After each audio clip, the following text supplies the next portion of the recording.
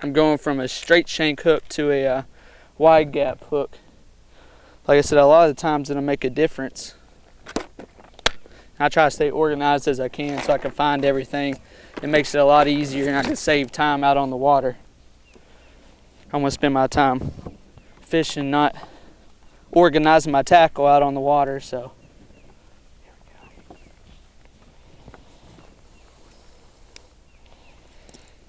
I'm gonna tie the Palomar knot. I think I might have showed you guys last time, but all you do is feed it through there one time. I take about 2 foot, take your tag end, feed it right back through the guide there, and then you've got a tag end, and then you've got a loop. And what you're gonna do is you're gonna take that loop in this hand, drape the tag end there, basically made just a little circle there. I'm gonna take that loop, go through the circle, take the loop over top of the bait. It's gonna be like that. Now all I'm gonna do from here is wet it down so it doesn't get burned, cinch it down tight, good to go, and you will not break that knot. And that's just a simple Palomar knot.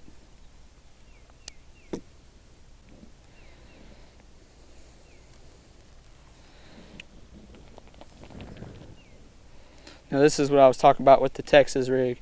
You're going to take it through the very top, come out about 1/4 of an inch like that, take it all the way up the shank to on the eye. It's going to sit like that, and just bury the hook in there. Simple, weedless, child could use it. These are custom made, that's why they're in little bags like that. But you can buy a lot of things similar to them at Walmart or your local tackle store like Crazy Horse and places like that. And it's always good to experiment with different colors too. So, got 3 different colors there.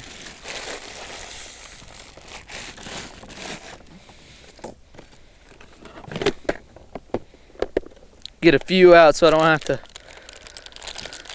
reach back in here next time I lose one.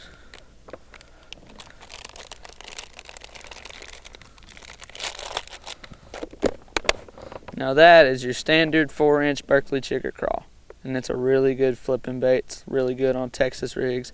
I use it on the back of jigs and everything, so it's a really good versatile bait to use. Green pumpkin's always a great natural color to go with. To start off with things like that. I don't get too outrageous with my bait choices, like I said, unless I need to adjust.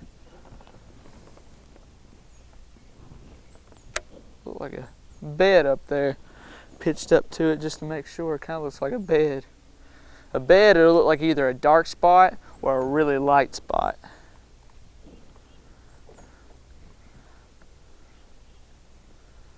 If there's usually a dark spot on that light spot, that's not a rock, it's a fish.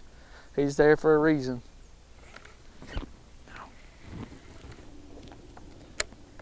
That's something when you're in shallow water, and you know you're in shallow water, turn your depth finder off because they can hear that pinging.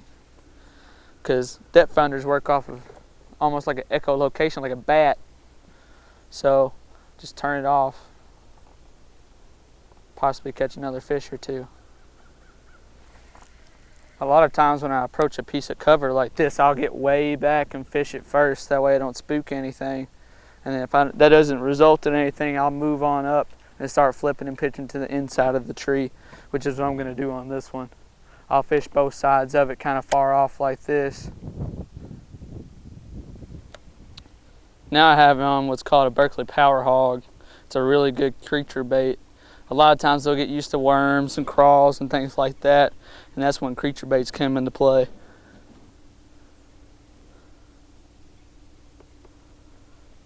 Fish the backside of this tree and then work our way back down through there.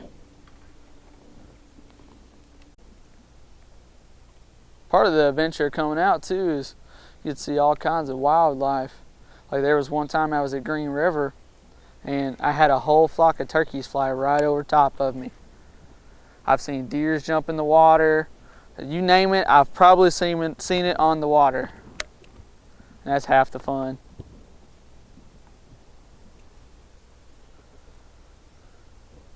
There he is. There he is. First one of the day. Little guy. Well, it's all pieces to the puzzle. He bit it halfway out to the boat and took off running. Now that is a little baby female that's already spawned out. See how skinny her belly is? Right there is where you can tell she's a female. Kind of looks like two belly buttons on the fish. One's where the eggs come out, so yeah, she's already spawned out. Little fella, go on back. First fish of the day. They're not all giants.